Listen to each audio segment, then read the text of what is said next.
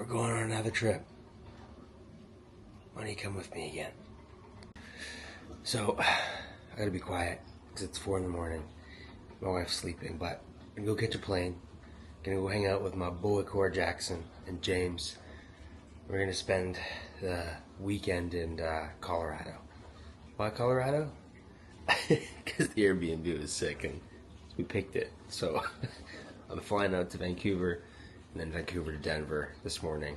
So I'm waiting for my taxi and we're gonna head to the airport. It's gonna be a sick trip.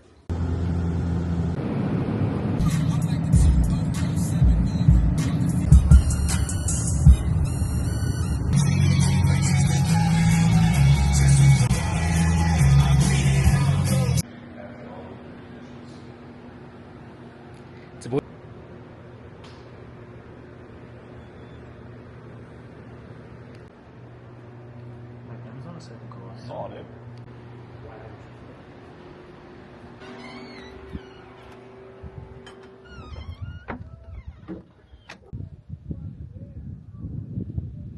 All right, so travel is done. We got here yesterday, and I just chose to chill with the boys and just hang out.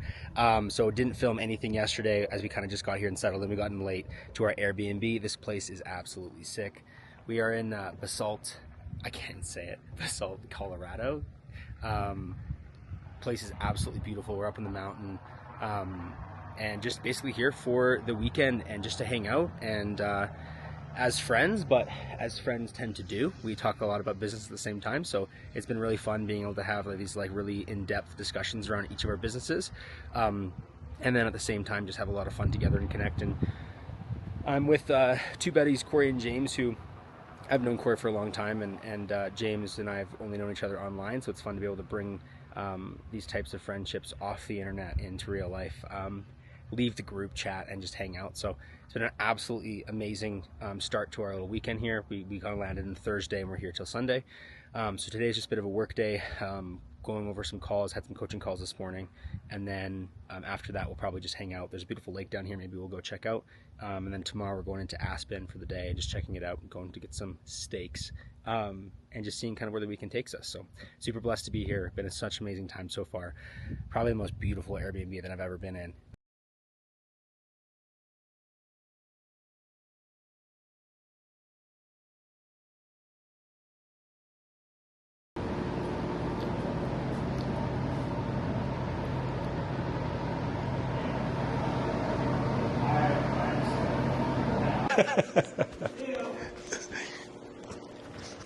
That's on the, yeah, that's perfect. All right. We'll jump right in. I'll make a little intro to the office. So, first off, Cory, stoked to be here with you, brother. This is awesome. We're in, where are we? Basalt, Colorado. Basalt, Colorado. Right outside of Aspen. At this sick Airbnb on a little boys trip, and blessing to have the chance to ask you some questions. So we'll start off super simple. Who's Cory? Wow, that's simple. Yeah. Okay. Tell me who you are. I'm the founder of Revenue Haven. I don't really know if that's like an identity trait, though. But you've been in sales for a long time. Now I help other people grow their businesses in a done-for-you format, essentially. Okay, Yep. Cool. Also like riding bikes, racing cars, eating meat, man shit. But just here to have a good time. We'll go off that a little bit more. What do you mean by businesses? Who do you work with? What do you guys do exactly? You do a lot, so give us a bit of a breakdown. So by businesses, most of them are in the internet marketing space, whether they're high-ticket coaches or agencies for the most part. We have worked with a couple of SaaS companies and AI companies and 3PLs and things like that. But for the most part, they are in the IM space. Okay. But we do everything from done-for-you sales management, done-for-you lead generation, done-for-you operations, and then we do have a talent placement agency, mostly setters and closers, but we've done a handful of CSMs and account managers and media buyers and things like that as well. Okay. But yeah, that's what we do. So everything. Everything. No, I mean, really, I know that you've probably heard me talk about this before, but a lot of business owners, when they start, they start as the artist. Like, they're really good at the thing that they monetize initially, right? So a lot of agency owners are really good at running paid media or something like that, and they don't really understand how to do the rest of the business, right? So what we try to do is handle the rest of the business to allow the founder to stay the artist. Cool. Why, like, I know originally you started with just Sales Haven, and you were just doing like fractional sales direction, management, training. I guess what made you start to stem off and add operations and lead gen, recruitment, all this stuff on it? What was that kind of trigger point? That's a good question. We created our own problems. So like, as sales worked really well, either marketing couldn't keep up, or marketing would start to pump and sales would pump, and then fulfillment would just like fall apart. Yeah. And we had a handful of times where we churned really, really great sales reps because the entrepreneur couldn't keep up with marketing. And then on the flip side of that, we had to like pause selling on a few offers so that they could have like a week or two to catch up on all of the fulfillment. Totally. And I just got tired of waiting for the entrepreneur. Yeah. So I was like, we'll do it. Yeah, solve your own problem. That's awesome. Yeah, so you guys can move way faster that way. Yeah. Okay. How long has it been now since, time's going by so quickly, so how long has it been since you guys started to add all these other layers onto the business? It was about November, December of last year is when all of the rest of these entities started to come into play. So call it like 7-8 months. Okay. Now, I got a really important question that I know everybody's really curious about. So you sit on the toilet, okay? Yep. You grab your toilet paper. Yep. Folding, or you bunching? Neither. I use wipes like an adult. Stop it! Like dude wipes? Yeah. like an adult. But you have to fold them still. No. No? Just open hand, open wipe, and just grip and rip. That is the first time I've asked hundreds of people that question. The first time anybody's ever said that. Yeah, wipes all the way.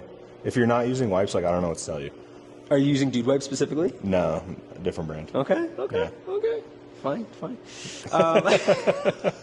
Okay, so this is a selfish question. I've had the blessing of being able to spend a lot of time with your team. You have like the most incredible, high, like drive, unbelievable talented team that I feel like you've pulled in from all walks of life to make this like Avengers team of like everything you do. What is your, I guess, idea around building culture and leading a team? Because I feel like everybody knows you for sales and direction and everything that you've done on that side of things, but I personally seen so much of the leadership side of you that I feel like a lot of people haven't. So what would you say is like some key points around culture when building a team that you focus on to build the amazing community that you have right now? It's ownership of outcomes. I think that fuels the culture of a business more than ping pong tables and cold brew on tap, right? Yeah. Like, a lot of people, when they churn out of a position or they move from one company to another or those kinds of things, yeah, compensation is for sure part of it. Like, I'm not negating that at all. Yeah. But it's because they get bored or they're not challenged, or they do all the work and get none of the credit. Yeah. And it's being able to empower your people with the sometimes like software and tools and things like that, but also just like with the education, and I might be chastised for saying this, but a little bit of the freedom for messing up. Yeah. Right. Failure is going to teach you so much more, so much faster. And I think that a lot of founders don't allow their teams to fail, which means they don't allow them to go through that learning process. Yeah. Which then means that like they are involved in like every single area of the business. Yeah. Because nobody on their team can take ownership of outcomes. And it keeps people stuck. 100%. I've witnessed it firsthand. It's never fun. So on the practical standpoint, when it comes to like, do you guys have any routine on a weekly basis or even like a quarterly basis that you guys implement to build like team connection, team cultures, or anything you guys do? Yeah. So our I call it like our cabinet meetings. cabinet? Yeah. Okay. So like the president of each department, so like leads and ops and talent and like myself, we meet 3 times a week just to make sure that communication is really streamlined from department to department, especially for clients who are on multiple services. Yeah. So we do that, and then one of our core values in our business is radical candor. That's so on brand. Yeah. So we just, I mean, sometimes it's like, everybody put your mouthpiece in, like we're just going to fight for 30 minutes until we come to a resolution. But it's all done out of like love and empathy and progress of like the business. So like nobody gets offended, which is amazing. Incredible.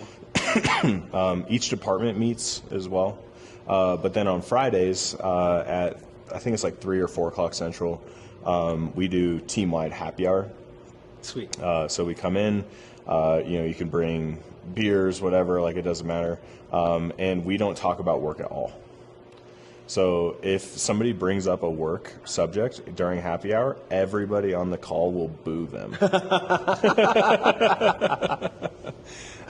Which is a lot of fun, and I get to like really get to know my team and the things that are important to them that work is fueling and providing for. Yeah. But it's also really interesting because there's huge elements of vulnerability that happen in that call that I know that the leaders on my team, myself included, don't see until we're on that call. Yeah. And any founder is belligerently ignorant if they think that their personal life won't affect their work life. Yeah.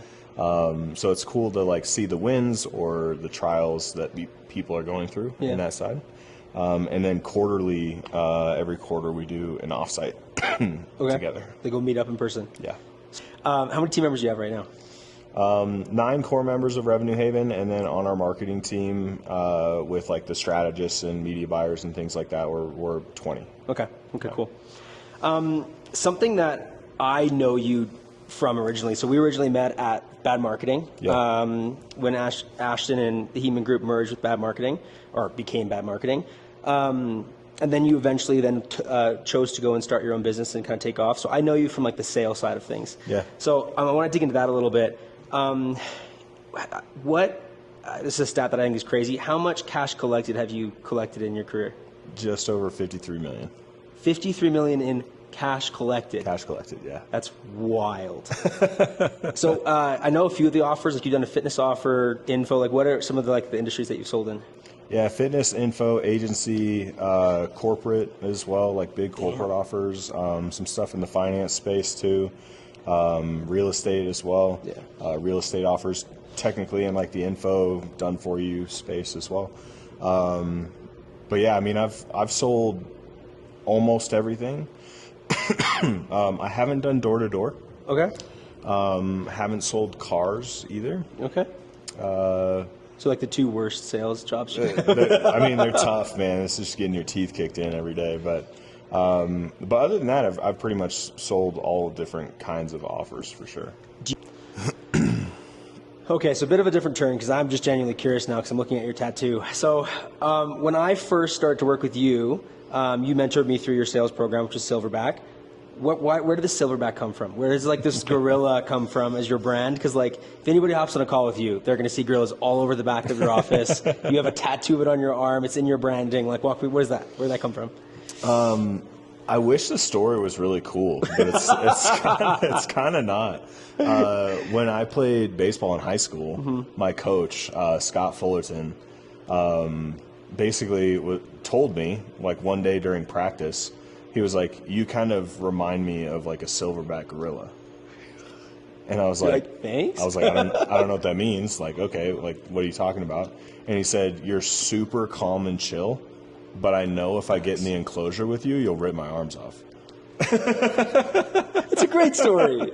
So like that has been it, like forever. So that's where it comes and you from. ran with it. Ran with it. Hardcore. Man. Now, a lot of my audience is in the agency space, and a lot of agency owners that are like owners selling in their businesses still. So when it comes to how you look at sales, say you have an agency owner that you're working with, what are some things that you would say are like the most important for them to be focusing on when it comes to like increasing cash collected or just increasing more volume of sales specifically? Is there anything that stands out for the agency space? Yeah.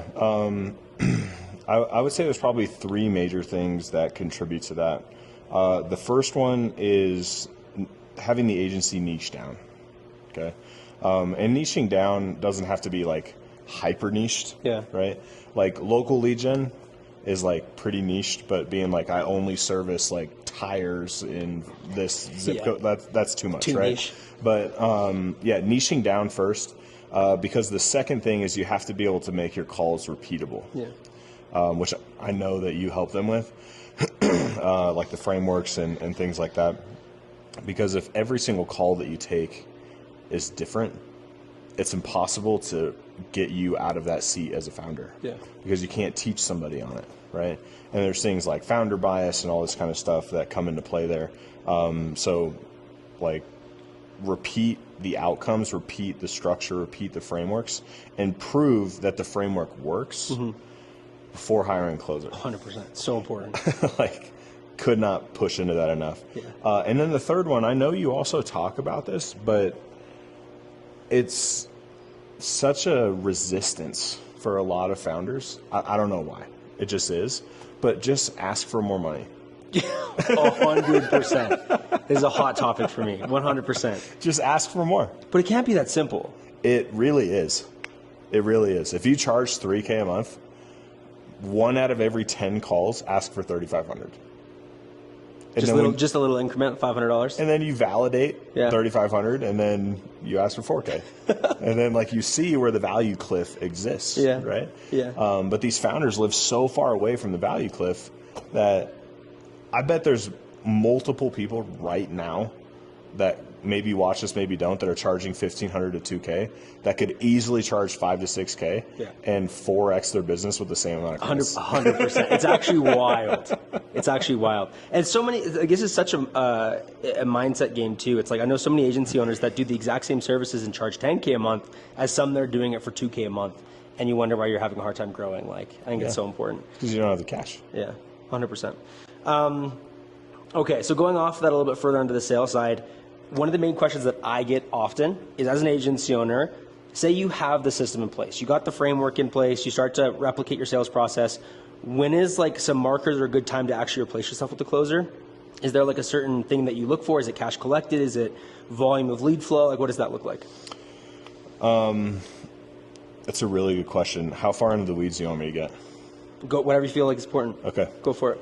So the gold standard for closers in the internet marketing space is $10,000 a month. Okay. Yeah. So if you do 10% of first contract or 20% of first payment or whatever, however you structure it, you want to see how many deals have to come in at your current price point to be able to hit that requirement, right? So if you charge, I don't know, let's say $5,000, you do 10% of first contract, means they're going to make $500 a month for the first 3 months or whatever, right? Or 20% is $1,000, right? Which means they need to close 10 of them and do $50,000 of new cash to be able to make $10,000 a month, right? So if they need to close 10 of them, and let's use an industry average of a 25% close rate, that means they need to take 40 calls, which if you have an 80% show rate, means you need to schedule 50 calls. Yeah. Okay. It's a lot. It's a lot of calls for most people, right? But if you use, let's say, cost per book call, $300, right? That means that you need to be okay spending $300 for 50 calls, right? As soon as you can do that, hire a closer. Okay. So then in that case, like as far as being able to get to that point, say you have an agency owner that's gotten to like, maybe they're at 40 to 50K a month and they've like willed it to be at that point. They've just like forced themselves to get to that point through like cold calling, whatever it might be. To get to that, say 50 book calls, what do you see most agencies doing to create that type of volume? Is it cold outbound? Is it DMs? Is it just ads? Like what do you see most common?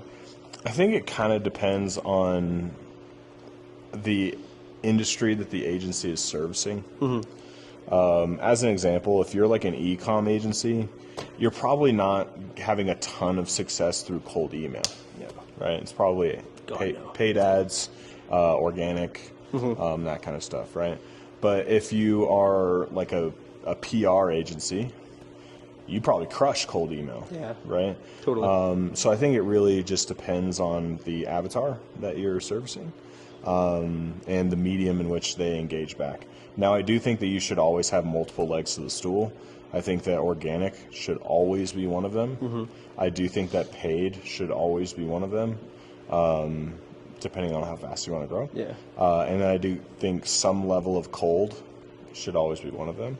But what I'm going to clump into organic, which I think a lot of agency owners miss between 40, 50K, is like hyper focusing on referrals of successful clients. Love that. Okay. Like that is organic traffic. Yeah. Right. But if you have, 10 clients and 6 of them are just crushing, like ask them for referrals to be able to get some organic growth with no customer acquisition costs. Amazing.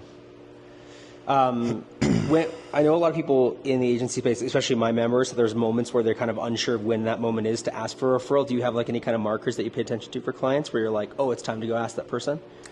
All the time. Just all the time? Yeah, all the time. I would say if you're looking to do it strategically, one is if you're bold enough, at the close. So like when they pay, at the close. Damn, okay. Yeah. Like on the sales call. Yeah, like when they're like, hey, take my money, and you say, thank you for your money, asking right there. So that's one. The second one is what I'll call like an activation point. So if they have like a big win, right, they get their first, $100,000 a month or something like that, like an activation point. And I would schedule those out. Like, what are the activation points? So 100K, 150, 200, like those could be different activation points where you could ask at each and every one. Or if they have a personal win that because the business is doing well, they were able to accomplish. Okay. So I like that. Buying a Rolex or something like that. Some of those cool milestones. Yeah. Okay. So, a lot of, I know the teams that you're working with often are larger teams. There's one more. Okay, I go forgot. for it. Let's Sorry, hear it. I don't want to miss it. Some agencies will have a client churn because they bring it in-house. Okay. So it had nothing to do with the agency. They just decided to build an in-house marketing team. Yeah.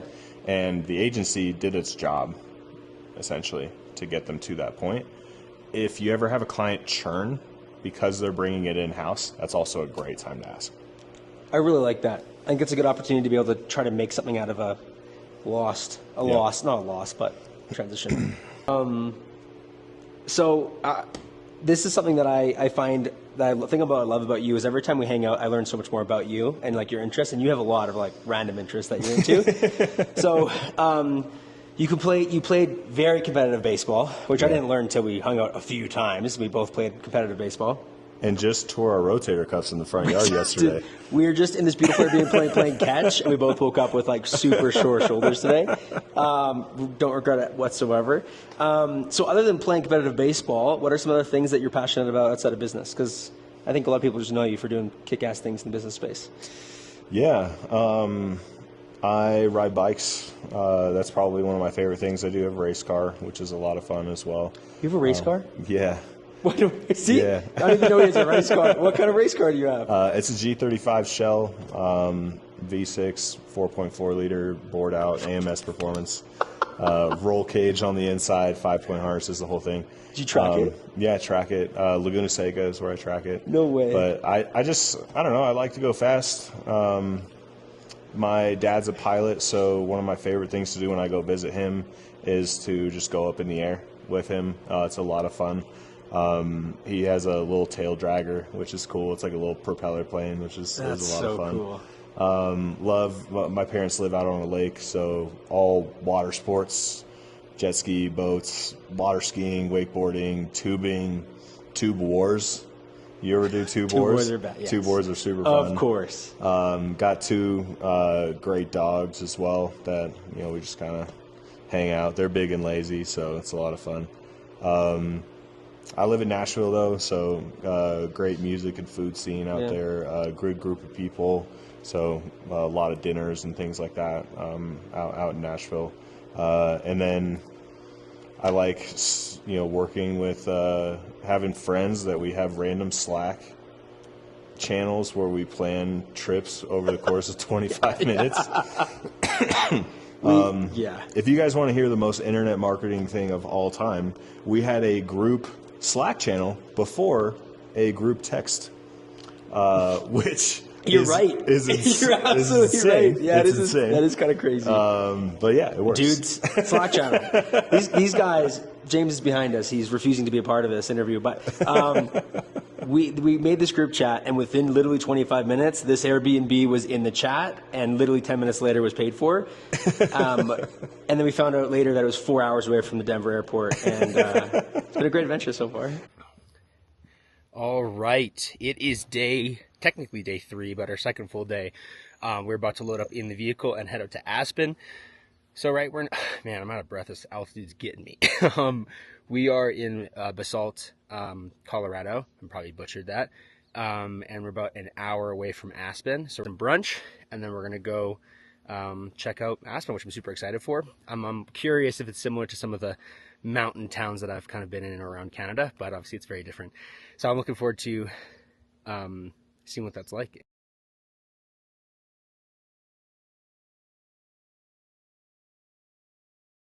Cory, where are we headed?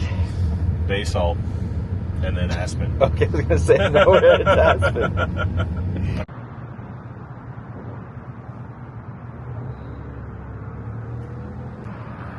Our coolant blew up. A little bit out of the side of Aspen. We're on the side of the road. Never dull moment. Back on the road, boys! Where do you set your expectation, my guy?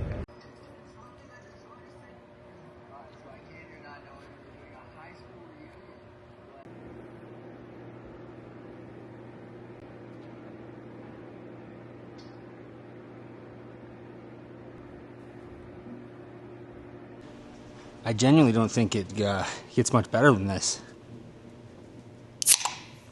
Oh, little high noon. Just got back from Aspen. Had an incredible time. What a beautiful place. Like, absolutely gorgeous. Ate some amazing food, walked around, did some shopping, and then on the way back, our car broke down. But it was fine. Mood was good, vibes were high. A really great person came and helped us out, fixed our problem. We basically had coolant hose just break and explode coolant all over the vendor. But makes for an even better story. So just getting back to the Airbnb now, hanging out, and we're gonna just chill here for the rest of the night. This is our final night here in Basalt, Colorado. So gonna chill and then catch a flight tomorrow evening. Whenever I get a chance to go away and experience kind of a bit of like a weekend like this, I always like have takeaways that I get just from reflecting and kind of being able to unplug from work a little bit. And a couple takeaways so far from this weekend that I'm taking home with me as I kind of go back to everyday life is, number one, just gratitude for the business that I've built. I was very intentional building Agency Closers to be a business that serves me, not the other way around. And so just because I've been able to create my own schedule, work when I want to work, I've been able to really unplug and just to be present and enjoy my time here and not feel like I need to be pulled away because I'm missing out on something or I need to be working or whatever it might be. And that's an extremely freeing feeling and something that I've wanted my whole life. And so it's been cool to be able to, this year specifically, I've done a lot more traveling, gone to a lot more events, speaking and networking, and being able to come out to places like this on a whim and have some amazing time with amazing people while not having to worry about work is an incredible feeling. And so that's like the one thing that I've been really grateful for coming away from this. And then number two, these two gentlemen do just crazy numbers and are absolutely inspiring. And so it's been fun to be a part of these conversations and realize how much more I can pull out of what I'm trying to build. And so going home, there's so much stuff I get to implement and bring to the table to allow me to be able to push to a whole other level. And I'm really looking forward to implementing kind of what these two guys have been able to kind of plant into my mind that I can take home and run with. So really looking forward to it. But yeah, now it's time to get back to work.